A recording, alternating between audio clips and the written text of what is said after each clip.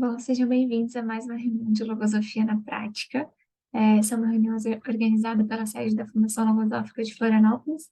E se você não sabe o que é a Fundação Logosófica ou o que é a Logosofia, eu gostaria de rapidamente apresentar o que é e quais os objetivos dessa ciência. A Fundação é uma escola de superação humana. A Fundação Logosófica foi criada em 1930 pelo pensador e humanista Carlos Bernardo Gonzalez Pecotti. Nessa escola se estuda essa ciência, que é a logosofia, uma ciência original, que possui como um de seus objetivos oferecer recursos para o aperfeiçoamento integral do homem. E por isso, justamente, a logosofia também conta com um método, que não me incentiva a simplesmente crer o que o autor fala, mas sim indica que eu aplique esse conhecimento na minha própria vida, que eu experimente tudo isso dentro da minha vida. O título da reunião de hoje, então, é O que é o tempo? E você já parou para pensar sobre essa pergunta, o que significa o tempo? Eu confesso que poucas vezes eu tinha parado para pensar sobre isso. Para o dicionário, o tempo é a duração de fatos, é a maneira como contabilizamos os momentos, seja em horas, dias, semanas, e também é uma grandeza física, considerado uma das dimensões do universo. Mas, mais importante do que o conceito em si, vocês já pensaram como refletir sobre o tempo pode agregar à vida de cada um? O que significa aproveitar o tempo e aproveitar a vida? E será que fazer essa reflexão muda algo no dia a dia? O que afinal o tempo pode me ensinar? Para mim, ao estudar sobre a concepção filosófica do tempo, eu consegui enxergar como eu estava aproveitando o meu tempo sob uma outra perspectiva. Então, eu pude enxergar como aproveitar o meu tempo, como eu estava aproveitando e como aproveitar o meu tempo sobre uma outra perspectiva. O que vem à mente quando cada um pensa em aproveitar o seu tempo? A logosofia apresenta um conceito original sobre as leis universais, e uma delas é a lei do tempo. E o termo lei universal é utilizado justamente porque eu consigo observar o cumprimento de certas leis, é, e observar essas leis atuando. Então, elas fixam regras que se aplicam nos mais variados campos da vida. Um exemplo simples é sobre a lei de herança.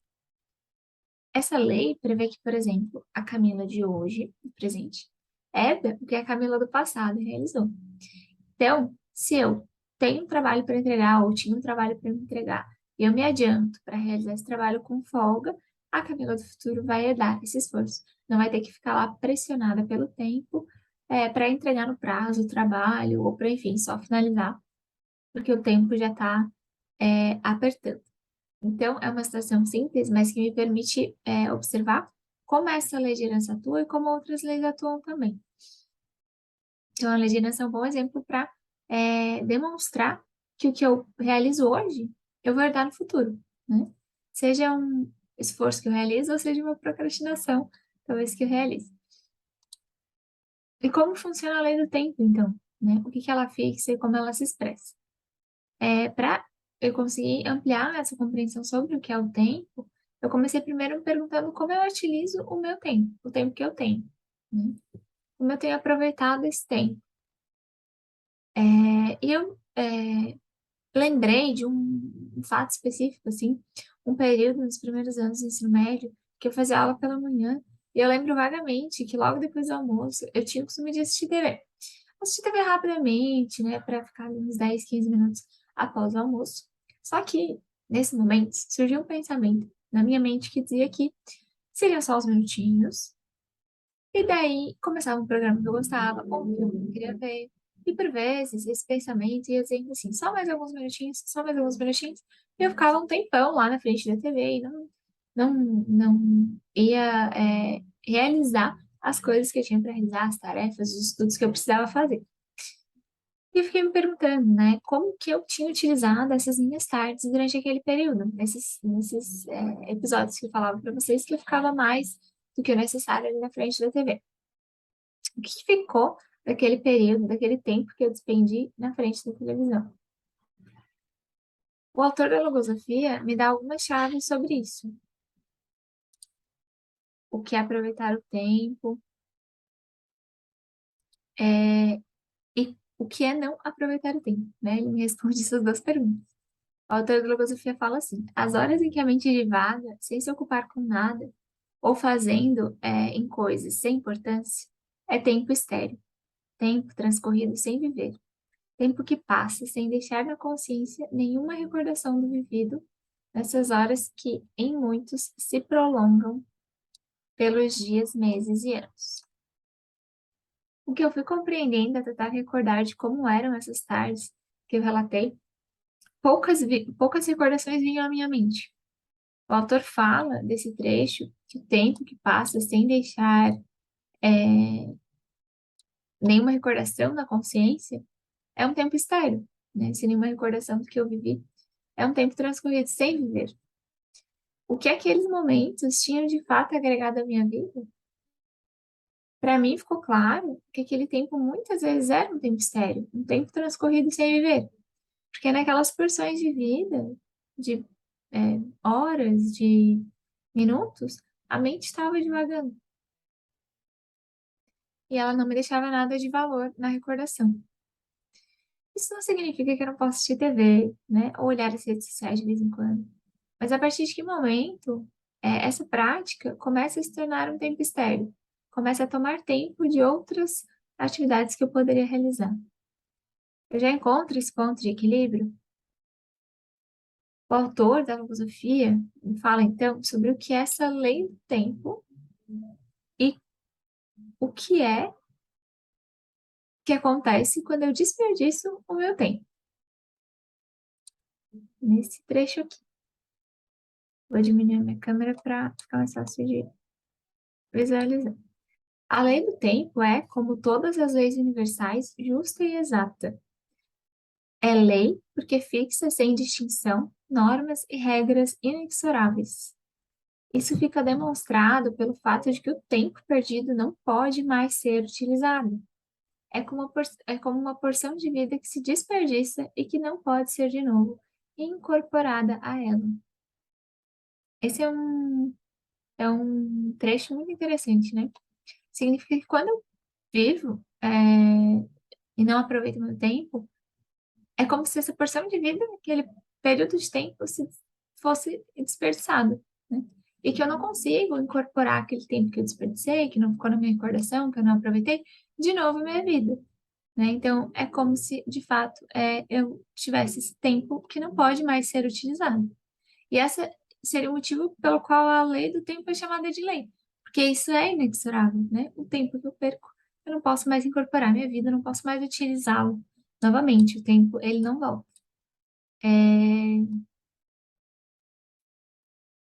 Mas então, quando que eu aproveito o tempo verdadeiramente, né? Eu consigo entender que em alguns momentos eu não aproveito, mas o que acontece com as porções de vidas que eu aproveito? E o que é aproveitar? Para responder essa pergunta, eu recordei de outra experiência que foi diferente da que eu relatei antes. Eu recordei do período de cursinho que eu vivia há alguns bons anos atrás. Eu recordei de um momento que eu estava muito angustiada, já estava perto da prova do vestibular, e eu fui tentando identificar o que estava por trás daquela sensação de nervosismo, enfim. E eu observei alguns pensamentos muito específicos de comparação e até de inferioridade na minha mente. Que me diziam que os outros estavam muito mais adiantados, muito mais preparados, que tinham mais conhecimento, que eu não estava fazendo o suficiente, que eu provavelmente não iria bem na prova. Pensamentos realmente negativos de comparação. E nessa época, eu já era estudante de filosofia e eu estava estudando um trecho da bibliografia que o autor da filosofia traz o recurso de classificar os pensamentos entre úteis e inúteis. E foi uma chave esse recurso, utilizar esse recurso na experiência. Eu refleti se aqueles pensamentos de competição e comparação, eles eram úteis na minha mente, de fato. Qual a utilidade deles na minha mente? Eles estavam me ajudando nos estudos? Eles me estimulavam a estudar?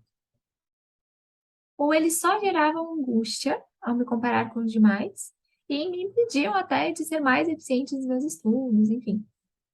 Eu percebi que eles eram de fato inúteis, não tinham nenhuma utilidade positiva na minha mente. Eles só geravam uma angústia que me prejudicava, inclusive, ali nos meus estudos, na minha rotina.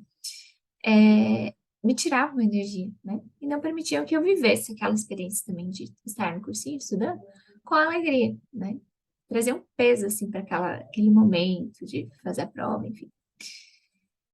E esses momentos que eu vivi depois de ter essa compreensão sobre essa diferenciação entre pensamentos úteis e inúteis, e a constância nesse exercício durante o cursinho, eles foram importantíssimos para eu viver aquela experiência com mais alegria, com mais leveza, né? É, ter a convicção de que eu precisava me comparar apenas comigo, não aos outros, e que vários pensamentos que me comparam aos outros, muitas vezes são pensamentos sem utilidade na minha mente, fez com que eu conseguisse viver aquela realidade realmente de uma forma muito melhor. Hoje, depois de alguns anos já, eu recordo dessa experiência com muita gratidão. Gratidão à Camila lá da época de cursinho, que se esforçou para viver aquele momento com uma alegria, sem a pressão de pensamentos negativos, de comparação, de competição. E ao invés de ficar esquecida, essa porção de vida, como aquele primeiro exemplo, esse período de tempo que eu vivi, que eu pude exercitar esse recurso, de classificar os pensamentos, enfim, outros recursos, ele ficou realmente incorporado à minha vida, ele ficou na recordação. E eu compreendo que é porque eu vivi esse momento com consciência. Esse conhecimento de classificar os pensamentos entre úteis e inúteis colaborou para que eu tivesse mais consciente durante o tempo que eu realizava uma atividade simples, uma atividade do dia a dia, que são estudos, e eu entendo que isso foi e é uma forma de aproveitar o meu tempo. Quando eu vivo as atividades do dia a dia, olhando para quais conhecimentos eu posso é, retirar daquilo, absorver daquela experiência e levar para minha vida. Esse movimento consciente que me amparou em vários momentos durante o cursinho, ele ficou na recordação. Ele veio de um conhecimento que eu posso aplicar em todos os aspectos da minha vida. É um conhecimento transcendente. O conhecimento transcendente, ele é um pouco mais amplo do que a gente vai chamar aqui de conhecimento comum, como, por exemplo, um conhecimento da matemática ou da biologia, que são muito importantes, mas que me amparam em pontos específicos da vida. O conhecimento transcendente é um pouco mais amplo. Ele pode ser aplicado à vida sem distinção, em todos os seus aspectos, no sentido de que esse conhecimento transcendente é sobre mim mesma, não é sobre o externo, mas sobre mim mesma. Entender quais os pensamentos que estavam na minha mente, entender se eles eram úteis e inúteis, se eles tinham utilidade ou não, entender o que estava passando internamente, nesse mundo interno. Esse conhecimento transcendente diz respeito a isso. Eu compreendi, então, que quando eu ajo a partir desses conhecimentos transcendentes ou de outros conhecimentos transcendentes sobre mim mesma, eu enxergo as minhas atividades do dia a dia pensando em como ser melhor, como viver com mais alegria, como superar alguns pensamentos que não colaboram para os meus propósitos. E isso é aproveitar o meu tempo. E daí eu fiquei me perguntando, por mais eficiente que eu seja, de que valor teria o tempo se eu não aprendo com ele? Ou se eu não recordo o que eu aprendi ao longo do seu decorrer? Porque muitas vezes, quando eu me pergunto o que é aproveitar o tempo, eu imagino uma pessoa muito eficiente, uma pessoa trabalhando muito e sendo eficiente no que ela faz. Mas será que isso é aproveitar o tempo? Por mais eficiente que eu seja, qual o valor de viver um período de tempo se eu não aprendo com ele, se eu não absorvo nada daquilo e não recordo do que eu vivi? O autor da Logosofia também tem um trecho da bibliografia que fala sobre como aproveitar o tempo, como se deve aproveitar o tempo. O essencial, então, é chegar ao conhecimento de como se deve aproveitar o tempo, para que esse cumpra seu objetivo, sem diminuí-lo em nada. Tal conhecimento implica, ao mesmo tempo, conhecer o objetivo primordial da vida, e isso ocorre, dizendo em outros termos, quando a inteligência e o sentido deixam de permanecer alheios à realidade que os cerca por todos os lados. Aqui, o autor da logosofia fala que tempo é vida, né? Nos outros trechos da bibliografia e nesse, eu consigo entender que tempo é vida, né? Para eu conhecer como aproveitar o tempo, eu preciso entender qual o objetivo da vida. Então, o conceito que é o tempo na concepção logosófica, eu consegui ampliar esse conceito que eu tinha antes de começar a estudar logosofia, entendendo que tempo é vida. Tempo são porções de vida que são oportunidades para que eu me conheça mais, para que eu me torne alguém melhor, para que eu aprenda sobre mim mesma. Então, esse conceito de tempo eu consegui adquirir através desses conhecimentos aqui da logosofia. Mas então, qual é o objetivo da vida, né? Se aproveitar o tempo é conhecer o objetivo primordial da vida, como diz aqui o trecho. Qual é o objetivo da vida?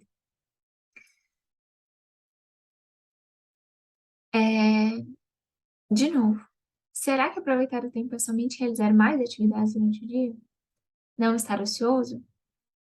Como eu falei para vocês, a princípio eu respondi que sim. Mas agora, e se eu mudo essa pergunta e troco tempo por vida, como o autor da logosofia me sugere, né? Que tempo são porções de vida. Será que aproveitar a vida é somente realizar mais atividades durante o dia? Será que a minha resposta já vai mudando quando eu faço essa substituição? O que me indicava que eu estou aproveitando o meu tempo? Qual a constante que existe nas épocas nos períodos de tempo que eu vivi e existe ainda hoje, que faz com que eu recorde dessas porções de vida e desses conhecimentos e siga aplicando esses conhecimentos à minha vida?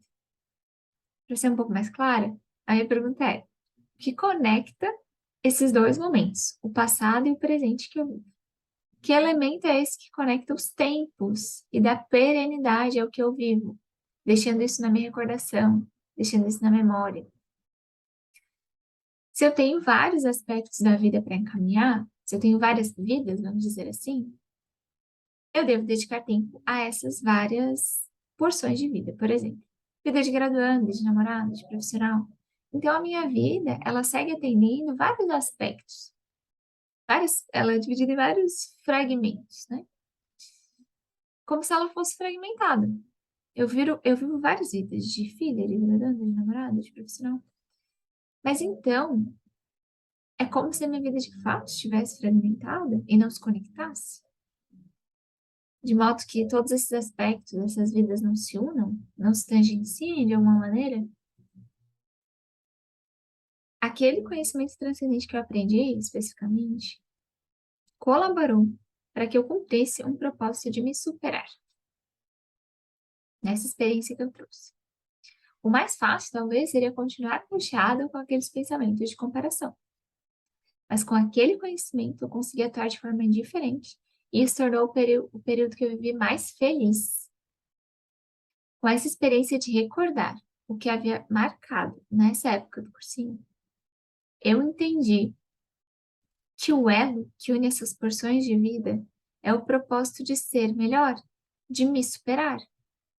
Esse propósito permite viver a minha vida, encarar a vida com mais amplitude, porque tudo aquilo que eu vivo, que eu busco aprender, que eu busco experimentar, fica unido e conectado por um elo comum, que é o de me superar, de evoluir. Isso faz com que as várias vidas, aspectos de vida e até tempos, passado, presente e futuro, se unam e fiquem com um propósito, vamos dizer assim, centralizado, faz com que eu converta as minhas energias para isso e guarde na recordação esses momentos. Se daqui a pouco eu passo um período de tempo sem mover minha mente, sem pensar, horas ali que ficou divagando, como a teoria da logosofia traz, esse tempo, esse período de tempo, por mais que momentaneamente me traga alguma satisfação, talvez daqui a alguns anos eu não recorde, né, do que eu vivi, do porquê que eu escolhi ficar lá vendo a TV, ou porque eu escolhi fazer aquilo ao invés disso. Então, ficou mais claro para mim que um elo que une essas porções de vidas é esse propósito de ser melhor e de me superar. Agora, eu gostaria de convidar o Renato para contar o que ele viveu sobre o tema da lei do tempo, conectado a outra lei universal também apresentada pela filosofia, que é a lei da lógica. Muito obrigado, Camila. Então, boa noite a todos. Meu nome é Renato. Eu sou estudante de filosofia e sou engenheiro mecânico. E como a Camila falou, eu vou trazer para vocês um pouco do que eu vivi com o estudo das leis universais e mais precisamente a lei de lógica. Antes de começar esse estudo, eu resolvi buscar um pouco sobre o conceito de lógica, né, no dicionário.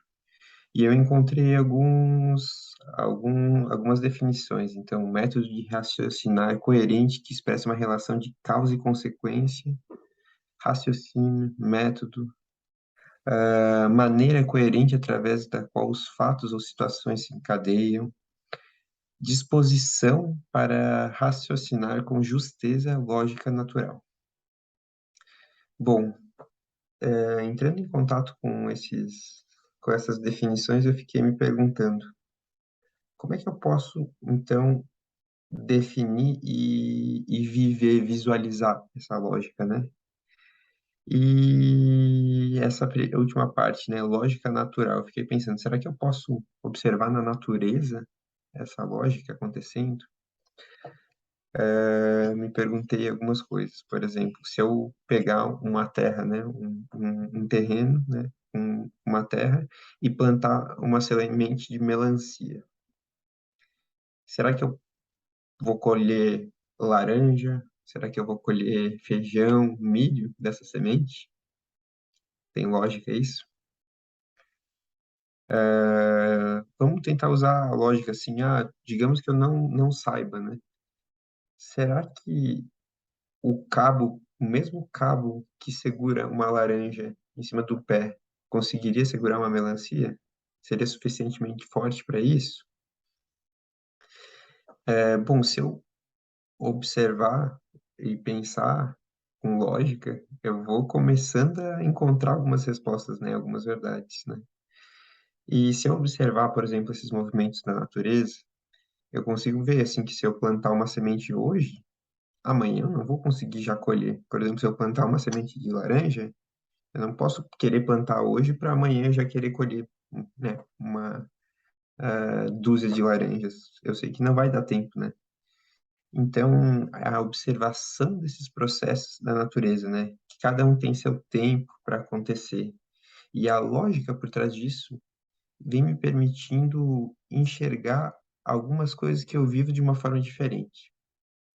Fazendo esse estudo, eu recordei de uma situação que eu vivi na época que estava na faculdade, que era um dos primeiros semestres, era uma das primeiras matérias de cálculo e a gente ia ter uma das primeiras provas, né? E eu acho que vocês já ouviram falar das disciplinas de cálculo, né? Que elas têm fama de serem bem complicadas, tanto dentro quanto fora da universidade, né? E eu lembro que quando a gente estava se preparando, o pessoal da turma já ia sofrendo por antecedência, porque as provas pareciam ser, tipo, obstáculos intransponíveis, né? E alguns dias antes da prova, eu lembro que eu saí de uma aula que o professor fez uma revisão para a prova e eu cheguei em casa com bastante vontade. E quando eu saí da faculdade, eu me propus a estudar e, assim, revisar toda a lista, fazer toda a lista de exercícios para facilitar a memorização desses cálculos e me dar agilidade para, na hora de fazer a prova, eu não encontrar dificuldades como falta de tempo ou ter que ficar tentando deduzir alguma coisa que eu não tivesse visto, né? É, mas antes disso, eu cheguei em casa, né? E ao invés de pegar direto, né? Eu abri o celular e fui ver no grupo que o pessoal da sala estava comentando. E eu me deparei com alguns comentários do tipo: esse professor é impossível, não vai ter como passar. Olha o tamanho dessa lista. São mais de 100 exercícios, né? Não vai dar tempo de fazer. Alguém conseguiu fazer tal exercício? Alguém conseguiu fazer outro? Eu não estou chegando na mesma resposta. O pessoal falando assim, falam que esse é o pior professor do departamento de engenharia departamento de matemática. E com aqueles comentários eu resolvi né, em mente, eu resolvi me colocar a estudar, né? Daí eu fui tentar fazer a primeira questão, não consegui chegar no resultado correto. Fui tentar fazer a segunda, não consegui terminar. E nesse meio tempo, aí já estava meio desesperado, veio um amigo me perguntar como é que tava, né? E daí, assim que ele me perguntou, eu já descarreguei toda a informação que eu vi no grupo. Professor Carrasco, lista impossível, desistir, não vai dar. E isso eram alguns dias antes da prova e esse mesmo movimento mental foi indo e se estendeu até a prova. E aí, eu preciso perguntar para vocês como vocês acham que eu fui ou pela lei de lógica já dá para deduzir isso, né? Não era lógico que por conta de eu estar pensando dessa forma, por eu estar agindo daquela forma, e principalmente não fazendo os exercícios, eu ia me dar mal? E aí eu me fiz as perguntas, né? O que que me levou a ir mal? O fato de eu não ter estudado foi um dos pontos que me auxiliou a chegar nesse ponto, né? Mas por que que eu não estudei? Se eu tava com tudo na mão, eu tava com estímulo disso aí, né? Sair daquela aula de revisão tão estimulado para fazer os exercícios, era só ter treinado. Por que que eu desisti de estudar? O que que me levou a fazer isso? Será que a culpa é dos meus colegas? É daqueles comentários que eu li? Foi culpa deles? Bom, fazendo essa recordação, eu vejo com muita clareza que eu agi atendendo a um jogo de uns pensamentos que não estavam não só na minha mente, né? Mas no ambiente da turma. E carregados pelo fato de ter que fazer a prova. Então eu enxerguei ali claramente um pensamento de falta de vontade que me convidou a deixar de estudar e fazer outras coisas. Porque conforme as coisas foram dando errado naqueles dias, tentei começar a fazer, não conseguia, pegava o celular e assistia alguma coisa, já já me já me já saía do caminho que eu tinha me proposto, né? E outro pensamento que eu identifiquei é o pensamento da desobediência. E esse é muito interessante porque eu não estava desobedecendo, por exemplo, a outra pessoa, eu não estava desobedecendo aos meus pais, nem ao meu professor. Eu estava desobedecendo a mim mesmo, né? Ao propósito que eu tinha me feito de estudar, o meu propósito principalmente daquele dia, eu me propus a estudar, um propósito que eu me fiz anteriormente, né, de ser um bom engenheiro quando eu comecei a universidade, ao propósito que eu tinha me feito até antes de entrar na faculdade, né, enquanto eu estava no colégio pensando em cursar, né, engenharia. Então eu poderia citar vários desses pensamentos de eficiência que estavam na minha mente que atuaram em conjunto, né? Mas continuando, né? Será que adiantava eu ficar imaginando naquele momento que sem estudar, sem ir atrás das coisas que me fizessem atender os objetivos que eu tinha, eu ia conseguir ir bem?